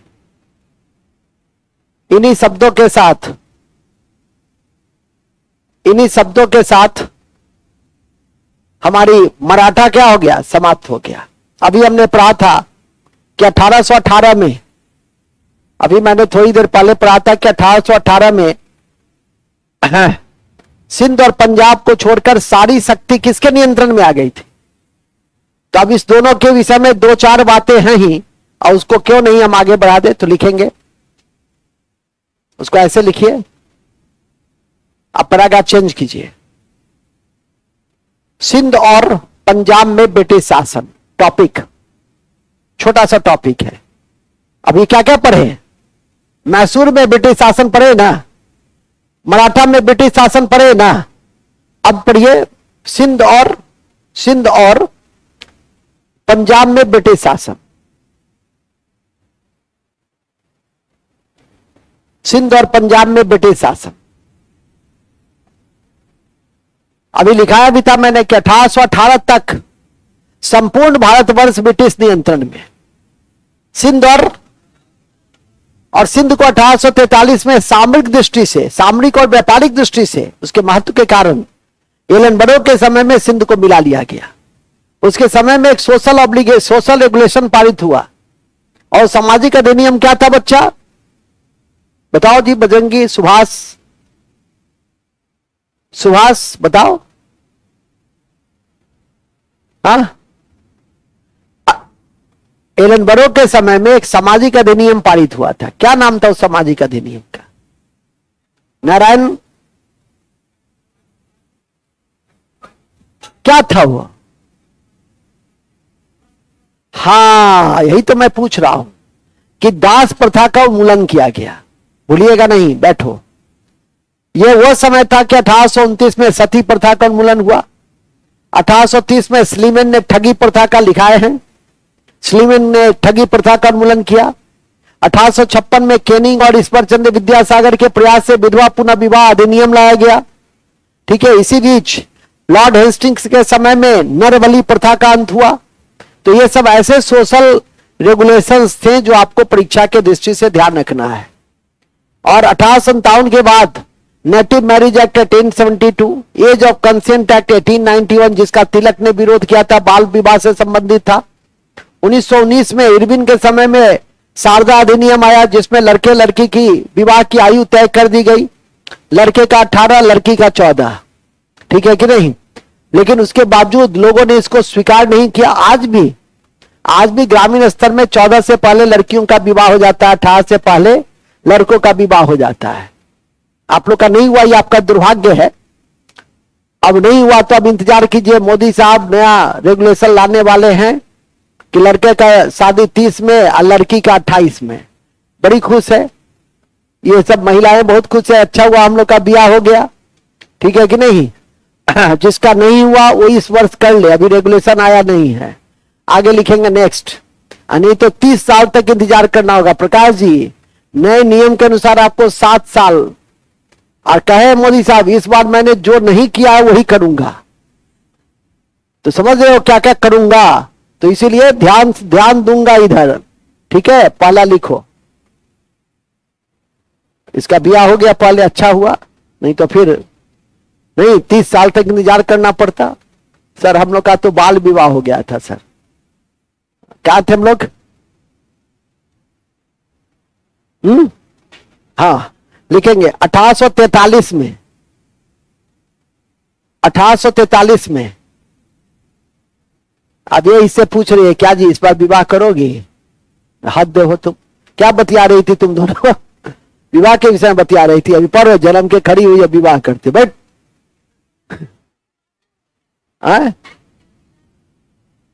ओ माय गॉड, देखो कितना चेंज आ गया सोसाइटी में। वाह, मुझे बहुत खुशी हुई। I am proud of you. हम खामखा तुमको डांट रहे थे। आगे लिखो। हाँ, क्या लिखे? 1843 में एलनबरो के समय में नेपियर के द्वारा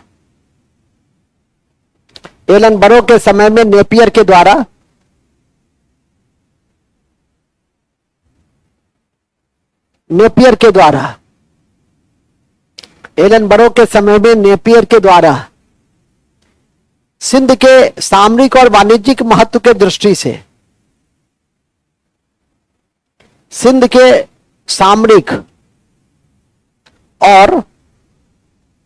सामरिक और व्यापारिक महत्व के दृष्टि से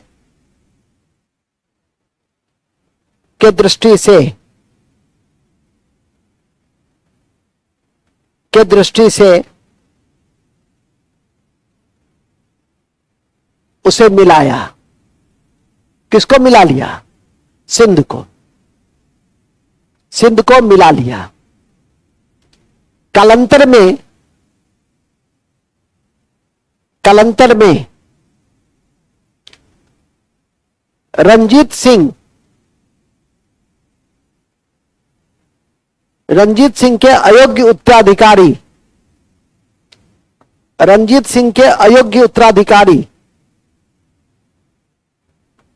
के पृष्ठभूमि के आलोक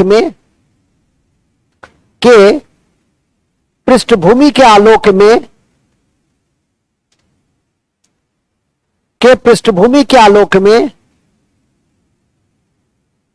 2 युद्ध के द्वारा पंजाब को भी, दो युद्ध के द्वारा पंजाब को भी,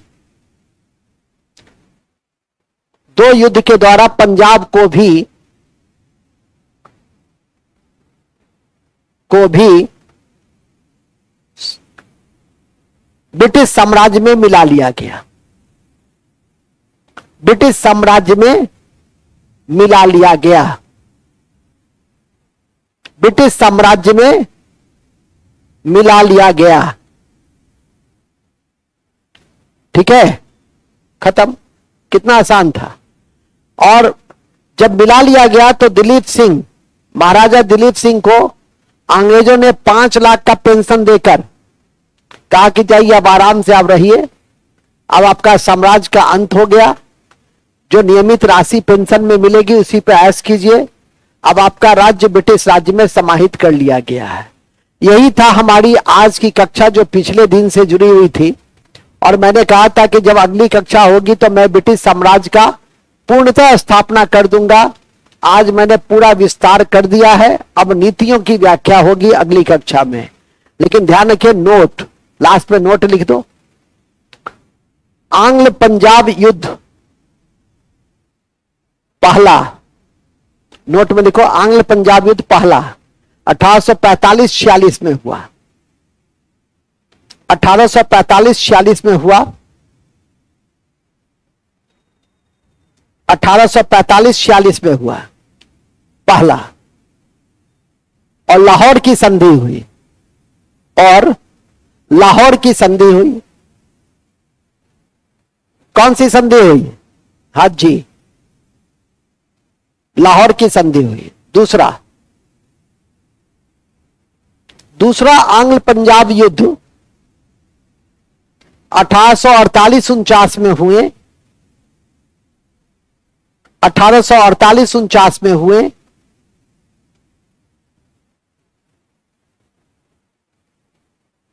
1848-49 में हुए। इसी युद्ध में चिलियावाला का युद्ध हुआ था, इसी युद्ध में चिलियावाला का युद्ध हुआ था, चिलियावाला का युद्ध हुआ था, चिलियावाला का युद्ध हुआ था। चिलियावाला का युद्ध बड़ा इंपॉर्टेंट है। इसी युद्ध के दौरान डलहौजी ने कहा था, उस समय भारत का गवर्नर जनरल डलहौजी थे, और डलहौजी ने क्या कहा था पता है? डलहौजी ने कहा था, भारी खर्चा उठाकर हमने ऐसे विजय को प्राप्त किया जो पराजय के बराबर था।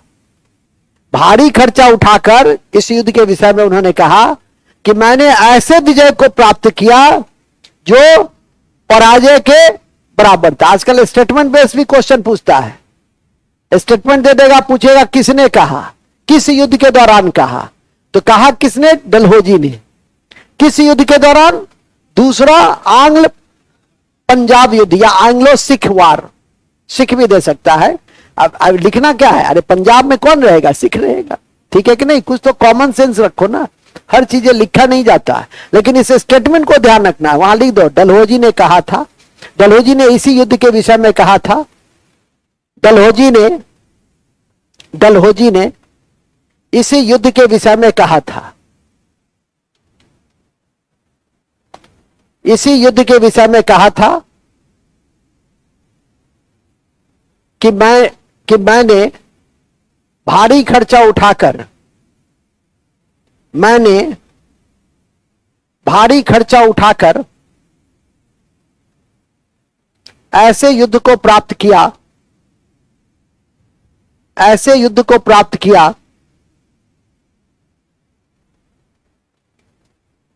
ऐसे युद्ध को प्राप्त किया जो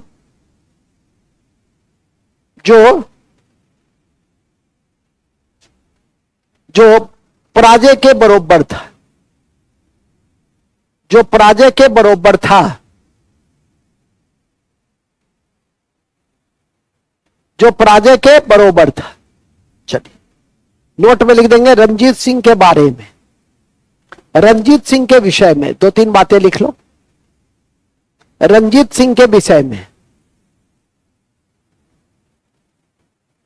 रणजीत सिंह एक महत्वपूर्ण सिख नेता थे, रंजीत सिंह के विषय में नोट, सुकरचकिया मिसल का रंजीत सिंह, सुकरचकिया मिसल का रंजीत सिंह, सुकर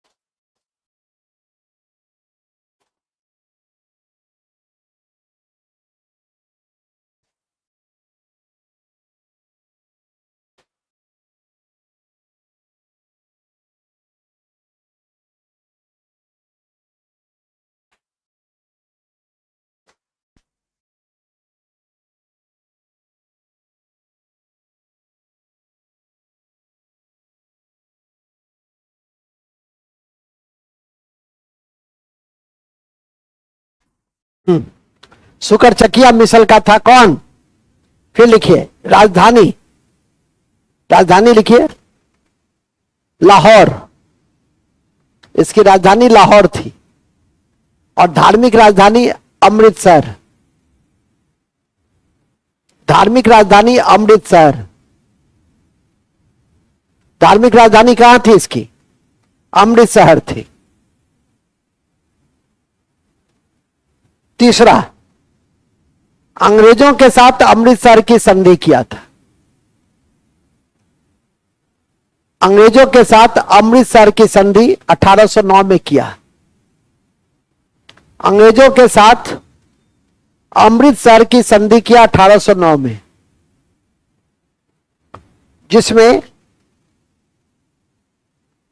सतलज की सीमा को आधार बनाया गया, जिसमें सतलज की सीमा को आधार बनाया गया,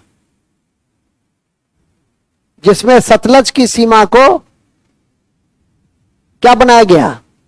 आधार बनाया गया। सतलज की सीमा को आधार बनाया गया। नेक्स्ट, कब हुई थी यह संधि? 1809 में। फिर लिखिए 1814 में अफगान शासक शाह सूजा ने 1814 में अफगान शासक शाह सूजा ने इसे कोहिनूर हीरा दिया। कोहिनूर हीरा, आप लोग तो तनिष्क का हीरा जानते हैं सिर्फ, कल्याण सोना, ये कोहिनूर हीरा था जो गोलकुंडा के खान से निकाला जाता था आंध्र प्रदेश में। ज्योग्राफी में पढ़े हैं ना गोलकुंडा की खान, ठीक है। कोहिनूर हीरा दिया तो क्या दिक्कत है इसमें? किसने दिया, किसको दिया, बस यही तो ध्यान रखना है। फिर लिखिए इसके मंत्री का नाम, दो मंत्री बड़े चर्चित थे, दीनानाथ और फखरुद्दीन। लिखेंगे इनके मंत्री दीनानाथ और फखरुद्दीन। दीनानाथ और फखरुद्दीन क्रमशः वित्त मंत्री और रक्षा मंत्री थे। वित्त मंत्री और रक्षा मंत्री थे।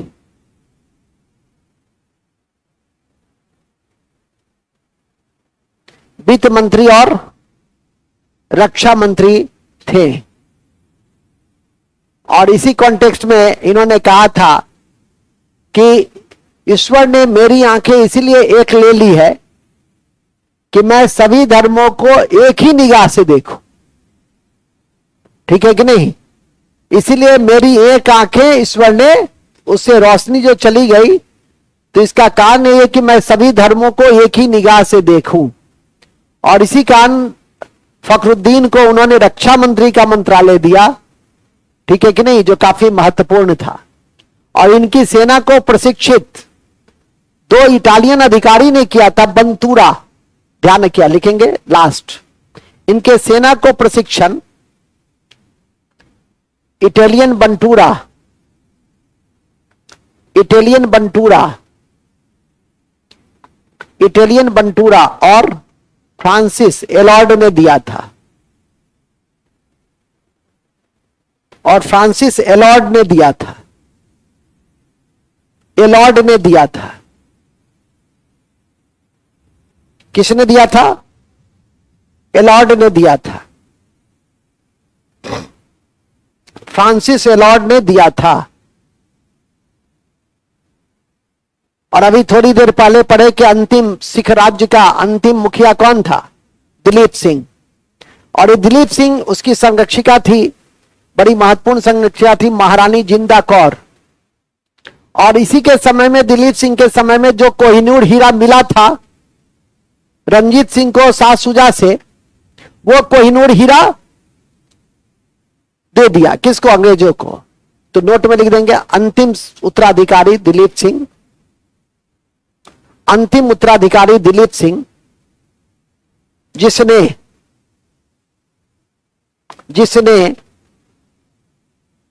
कोहिनूर हीरा अंग्रेजों को दे दिया, जिसने कोहिनूर हीरा अंग्रेजों को दे दिया।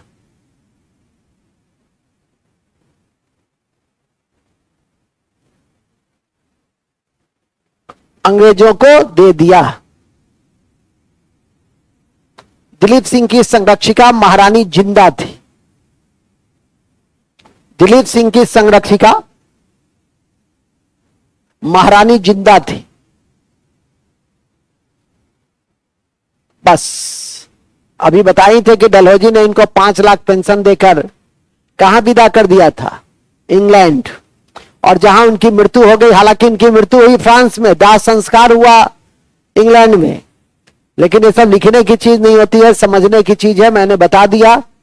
इन्हीं शब्दों के साथ आज हमारा दूसरा अध्याय भी कंप्लीट समाप्त हो गया, और काफी बड़ा अध्याय था। और उस अध्याय का नाम था कि भारत में ब्रिटिश साम्राज्य का विस्तार। अगले दिन विभिन्न नीतियों के द्वारा हम ब्रिटिश साम्राज्य का सुदृढ़ीकरण करेंगे कल। तो ध्यान रखिएगा कि कल ब्रिटिश साम्राज्य का सुदृढ़ीकरण विभिन्न नीतियों के द्वारा होगा, जिसमें आर्थिक नीति है, जिसमें सामाजिक सांस्कृतिक नीति है, जिसमें शिक्षा की नीति है, जिसमें प्रशासनिक नीति है, जिसमें न्यायिक नीति है। और कल हम उस नीति की कक्षा को समाप्त करेंगे।